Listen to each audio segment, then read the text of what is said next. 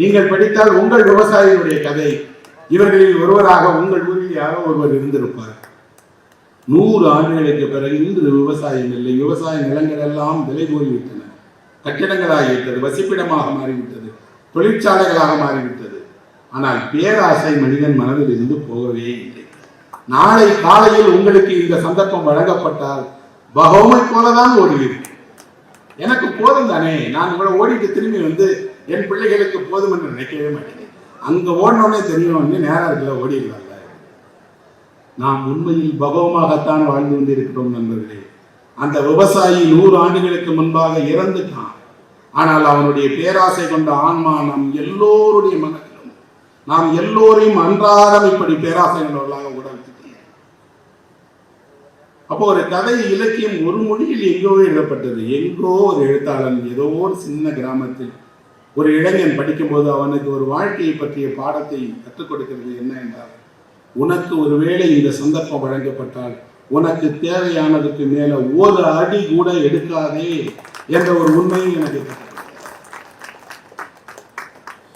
அப்போ ஒரு எழுத்தாளர் என்ன செய்கிறார் என்றால், ஒரு சமூகத்திற்கு, அவர் எங்கோ ரஷ்யன் சமூகத்துக்கு சொல்றார், ரஷ்ய விவசாயிகளுக்கு சொல்றார். இவரே கால்சாயி பெரும் பண்ணையாளர் தான். ஆனால் இவர் ஒரு கதையை எழுதுகிற போது அந்த கதையின் வழியாக ஒரு சமூகத்திற்கு என்ன சொல்லுகிறார் என்றால், இந்த வாழ்க்கையை யாரோ ஒருவர் சொல்கிறார் என்பதற்காக, யாரோ ஒருவர் அப்படி வாழ்கிறார் என்பதற்காக நீங்களும் வாழ முயற்சிக்காதீர்கள் என்று. நான் இந்த கதையை படித்து மூடிவிட்டு, ஒருவேளை இந்த விவசாயிக்கு பதிலாக விவசாயியினுடைய மனைவியை ஓட விட்டிருந்தால் அவர் நிச்சயமாக இந்த பேராசை கொண்டவராக ஓடி இருக்க மாட்டார். அவர் ஒரே ஒரு வீடு கட்டுகிற நிலத்தை மட்டும் வச்சுட்டு, கிணறு இருந்தால் ஒரு கிணற்றை சொந்தமாக்கி கொண்டு, பசு இருந்தால் ஒரு பசுவை சொந்தமாக்கி கொண்டு, போதும் இந்த ஆசை என்று நிம்மதியாக மரத்தடியில் அமர்ந்து மிச்ச நேரத்தை வேடிக்கை பார்க்க தான் செய்வார். ஏன் ஒரு ரஷ்ய விவசாய பெண்மணிக்கு இருந்த அந்த மனது இன்றும் இருக்கிற இந்திய பெண்களுடைய மனது அந்த விவசாய ஆணுக்கு வரவில்லை என்றால், நிலம்தான் உங்களை வழிநடத்துகிறது என்று நம்புகிறோம். இன்னைக்கு கூட அப்படிதான். உங்களை நடுத்தர வயதை சேர்ந்தவராக இருந்தால் உங்களை சந்திக்கக்கூடிய ஒருவர், நீங்க இன்னும் வீடு கட்டலையா அப்படின்னு கேட்கும்போது உங்கள் மனதினுடைய மூலையில் குற்ற உணர்ச்சி எழும்பத்தான் செய்கிறது. வீடு கட்டுவது என்பது ஒரு வாழ்க்கையில் எல்லோருடைய கனவு. எல்லா பெண்களும் வீடு கட்டுவதை பற்றி வாழ்நாளெல்லாம் கனவு கொண்டுவே தானே. சிலருக்குத்தான் அதில் வெற்றி, சிலருக்கு பாதி வெற்றி, சிலருக்கு குறைவான வெற்றி. நானே கூட அவளது வீடுன்னு ஒரு கதை எழுதினேன் இதுக்காக. அப்படின்னா வீடு, வாழ்க்கை, நிலம், அதிலும் நிறைய நிலத்தை அடைவது, அங்க ஒரு வீடு, இங்க ஒரு வீடு, கொடைக்கானல்ல பங்களா, ஊட்டியில் ஒரு பங்களா, முடியும் என்றால் சுவிட்சர்லாந்துல ஒரு வீடு, இதையெல்லாம் சம்பாதிப்பது என்பதுதான் உங்கள் வாழ்க்கையினுடைய, உங்களுக்கும் பகவமுக்கும் வித்தியாசம் இல்லையா? உங்கள் வாழ்க்கை என்பது ஒரே நேரத்தில் இத்தனை வீடுகளிலும் உங்களால் வசிக்க முடியக்கூடியதானா? இல்லை. இப்போ இலக்கியம் வெறும் பொழுதுபோக்கிற்காக, உங்கள் இன்பத்திற்காக, உங்களை சற்று நேரம் மகிழ்ப்பதற்காக எழுதப்பட்ட வடிவம் இல்லை என்பது.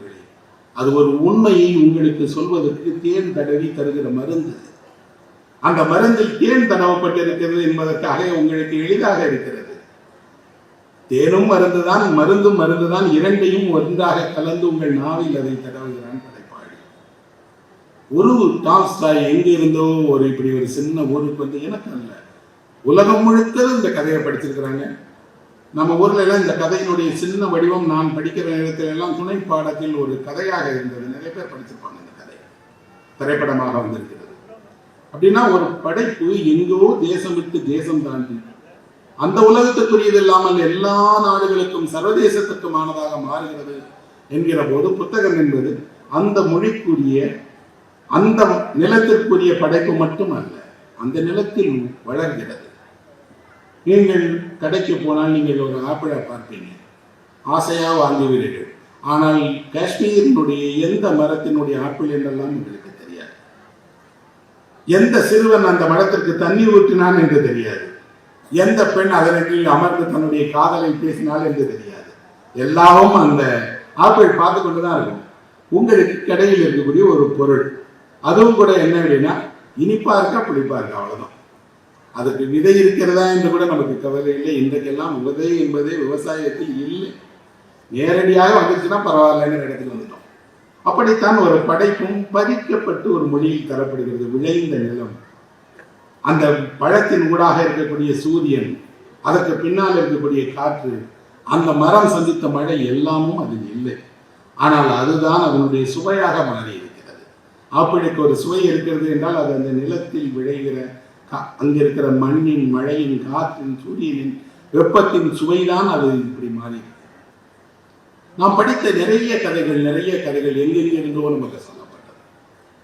நான் என்னுடைய பள்ளி வயதில் ஒரு திரைப்படத்தை பார்த்தேன். நீங்க எல்லாரும் பார்த்திருப்பீங்க இந்த படத்தை. அலிபாபாவும் 40 திருடர்களும் என்ற ஒரு திரைப்படம், எம்ஜிஆர் அவர்கள் நடித்தது. இப்ப கூட அப்பப்போ டெலிவிஷன்ல அந்த படம் போடுவாங்க. அந்த படம் பார்த்தேன். படம் பார்த்துட்டு வந்துட்டோம். எனக்கு அப்ப அந்த வயதில் அதிகமாக படத்தை தாண்டி எதுவும் தெரியல. கல்லூரி நாட்களில் படிக்கும் போது 1001 அரபிய இரவுகள் என்று அரபு நாட்டினுடைய மிகப்பெரிய கதை தொகுதியை படிக்கிறேன். அந்த கதை தொகுதியில் ஒரு கதை தான் அலிபாபாவும் 40 திருடர்களுடைய கதை. அந்த கதை பாக்தாத் நகரத்தில் நடக்கிறது. தமிழ் சினிமா பார்க்கும்போது நமக்கு பாக்தாதும் தெரியாது. இன்றைக்கு அங்கே போர் நடக்குது. இஸ்ரேலுக்கு பெரிய போர் நடந்துட்டு இருக்குது, ஈரானுக்கும் இஸ்ரேலுக்கும் இடையே. அந்த பெர்சிய நாடுகளுடைய வரலாறு எல்லாம் நமக்கு தெரியாது. ஆனால் கதை பாக்தாத்தில் நடக்கிறது. அலிபாபா வருகிறார், விறகு வெட்டியாக இருக்கிறார். அவருக்கு காசிம் என்ற ஒரு அண்ணன் இருக்கிறார். அண்ணன் தம்பிகள் இருவரை பற்றிய கதை அது.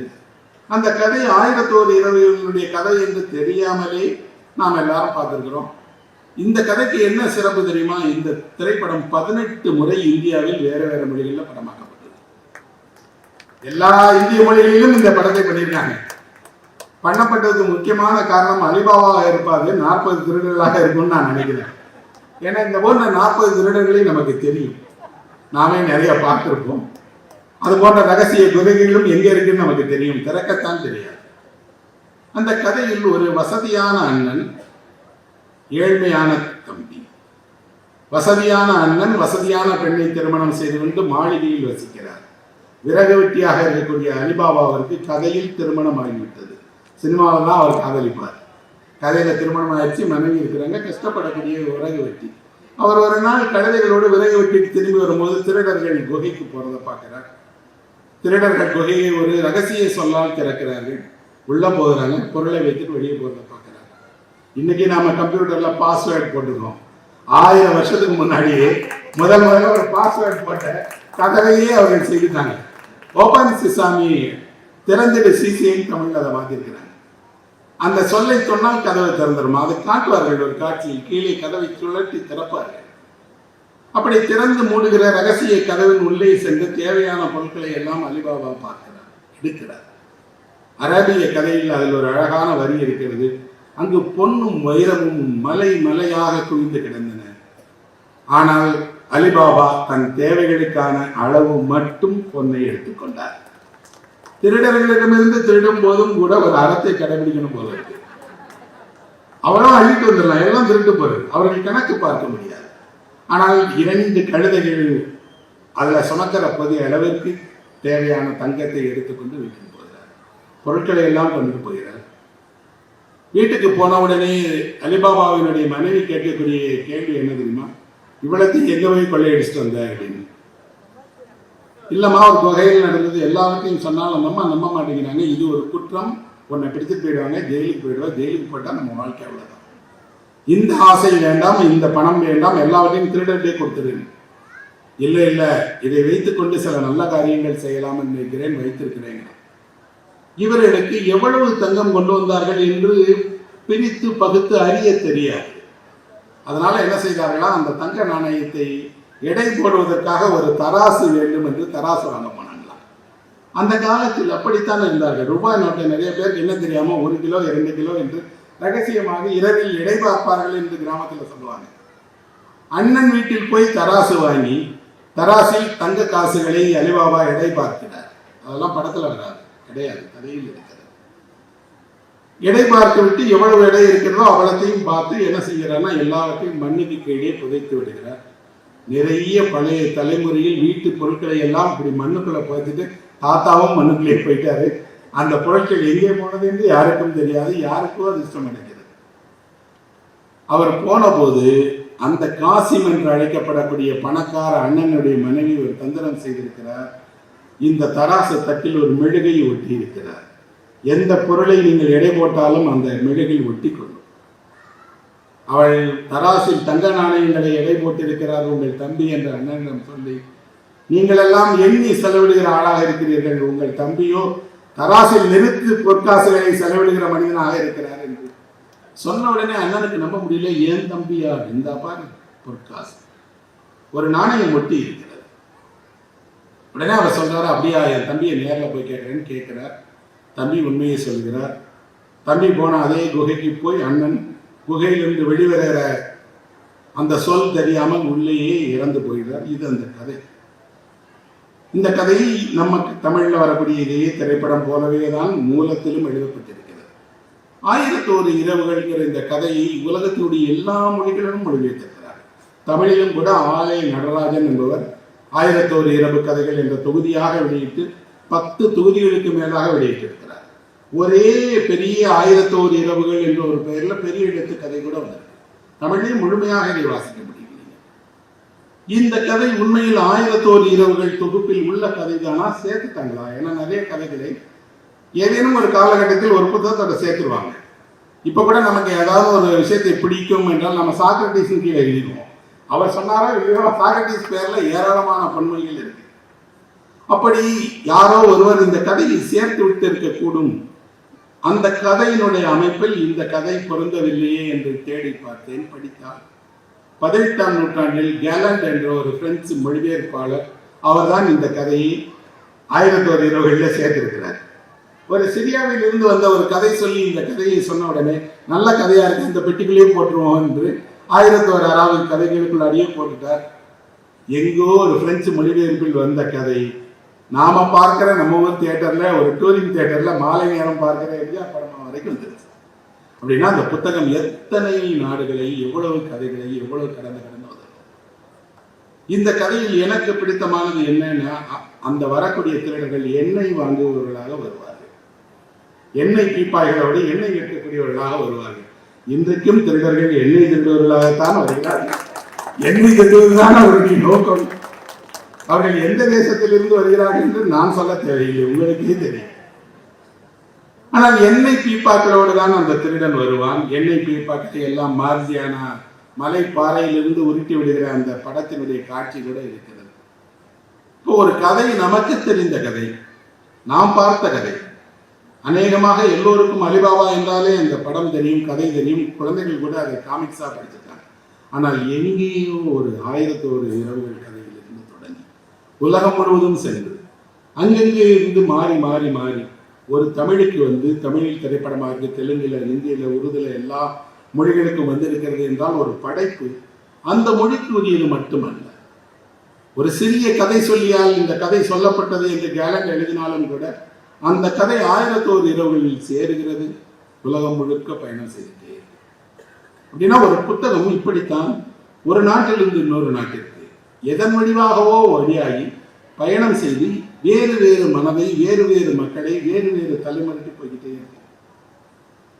இங்கே நீங்கள் போனால் ஒரு புத்தகத்தை வாங்கும்படி நான் சிபாரிசு செய்வேன். அது வந்து தாவோ என்று அழைக்கப்படக்கூடிய தாவோ தத்துவங்களை பற்றிய ஒரு புத்தகம். பொதுவாக தத்துவம்னாலே நம்ம நினைச்சிடறோம் வயசானவங்க படிக்கிறது என்று. தத்துவங்கள் பயில வேண்டியவர்களே இளைஞர்கள் தான்.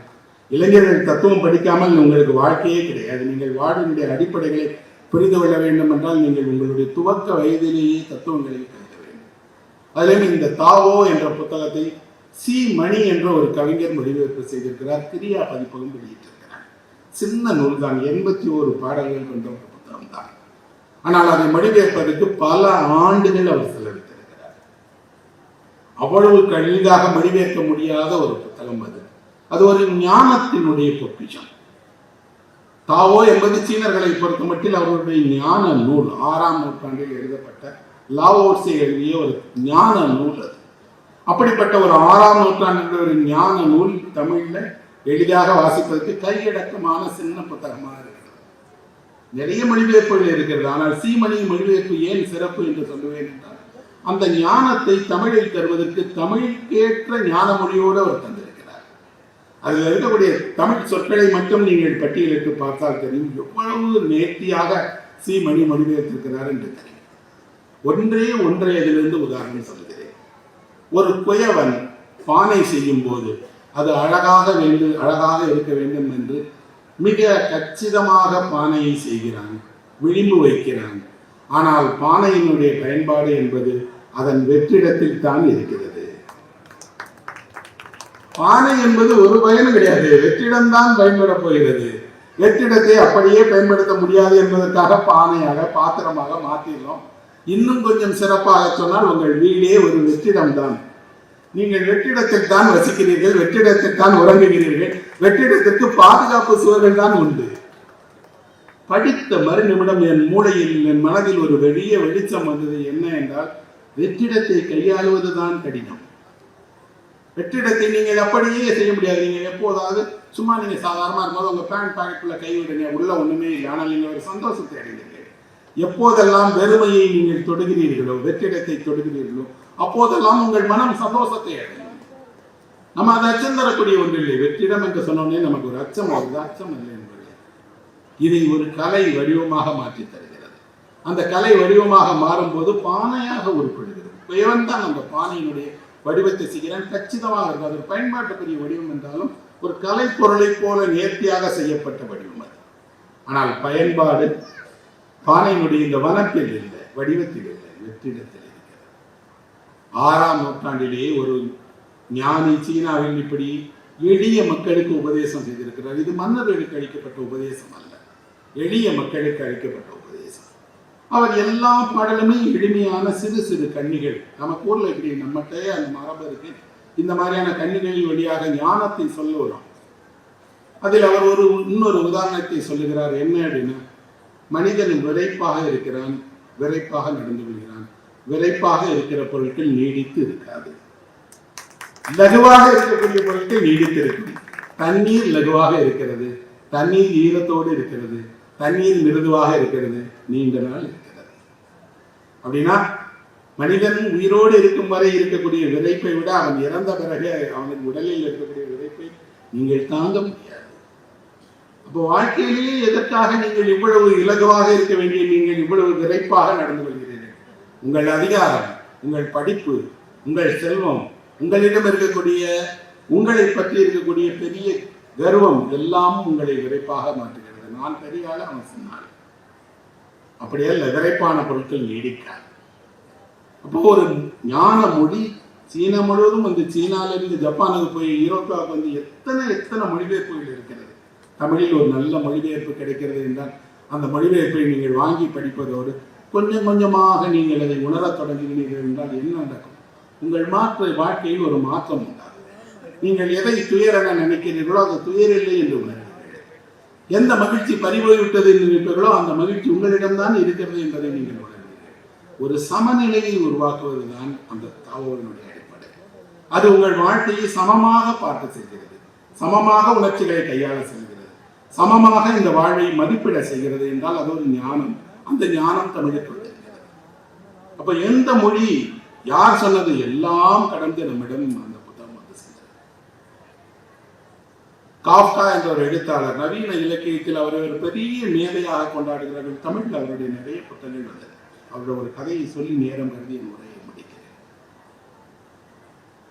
ஒரு குளிர் பிரதேசத்தில் மிக கடுமையான குளிர் இருக்கக்கூடிய ஒரு இரவில் ஒரு மனிதன் குளிர் காய்வதற்கான நிலக்கரி இல்லாமல் கஷ்டப்படலாம். இங்கெல்லாம் என்ன பண்ண, நிலக்கரி அடுப்பு தான்.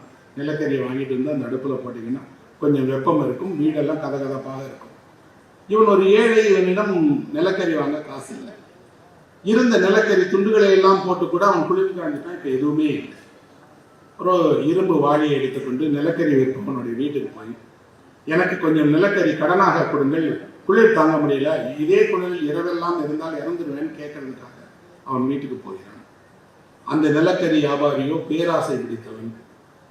இந்த மாதிரி நெருக்கடியில் வந்தால் 2 மடங்கு விலை கேட்பான். அதுவும் ராத்திரி நேரம் கழிச்சு வந்தீங்கன்னா அவன் திறக்க மாட்டான். இவர் கதவை தட்டுகிறார். உள்ளே இருந்து அவனுக்கு திறக்க மறுக்கிறான். இவர் சொல்றார், ஐயா, உங்களை எனக்கு சிறு வயதிலிருந்தே தெரியும், என் தந்தையை உங்களுக்கு தெரியும், நீங்கள் இளமையில் எப்படி இருந்தீர்கள் என்ற வரைக்கும் எனக்கு தெரியும். நிறைய முறை உங்களிடம் வாங்கியிருக்கிறேன், பணம் கொடுத்திருக்கிறேன். இப்போது என்கிட்ட பணம் இல்லை, ஆனால் குளிர் தாங்க முடியல, இறந்துடுவேன்.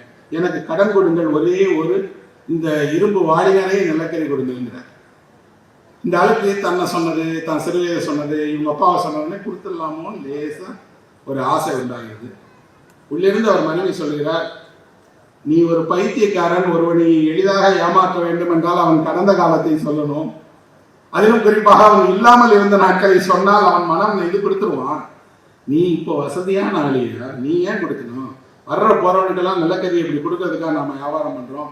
கதவை திறக்காதே, மன்றாடுகிறவர்களுக்காக கதவை திறக்க ஆரம்பித்தால் நீ வணிகனாக இருக்க முடியாதுங்கிற. ஏன்னா வணிகர்களுக்கு அறம் என்பது மன்றாடுகிறவர்களுடைய குரல் கேட்கக்கூடாது என்பதுதான் போல. நான் நல்ல வணிகர்கள் அப்படி இல்லையே, அவர்கள் நிறைய ஈகை தருகிறார்கள், கொடை கொடுக்கிறார்கள், அறம் செய்கிறார்கள். நானே பார்த்துக்கிறேன். ஒருவேளை மோசமான வணிகர் என்பதற்கு அடையாளமாக கூட இருக்கலாம்.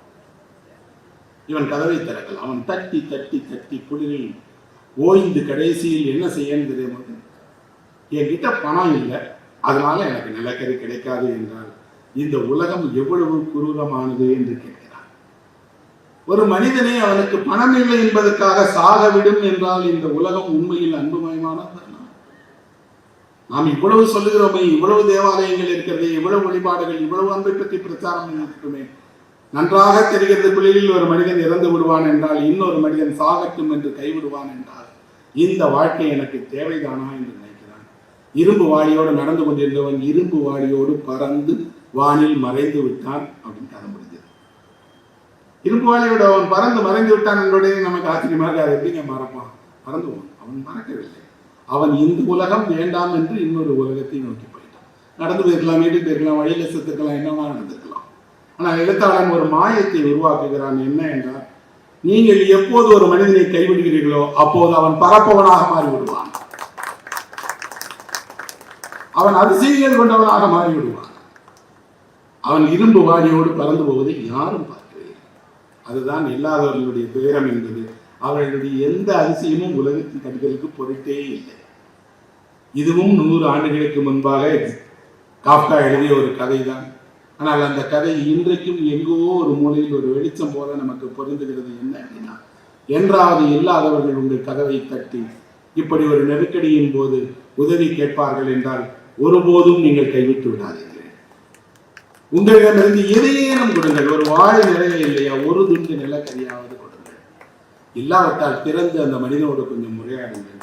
கணப்பின் அருகே உட்கார வையுங்கள். கொஞ்சம் ஒரு குவளை தேநீர் கொடுங்கள். அது போதும் நீங்கள் மனிதர்கள் என்பதற்கு அடையாளம். நாம் எல்லோரும் அப்படி இருப்போம் என்று நம்புகிறேன். அப்படி இல்லாதவர்கள் இருக்க முயற்சிக்கலாம் என்று சொல்கிறேன். அதற்கு புத்தகங்கள் உறுதுணை செய்யும். நன்றி என்பதை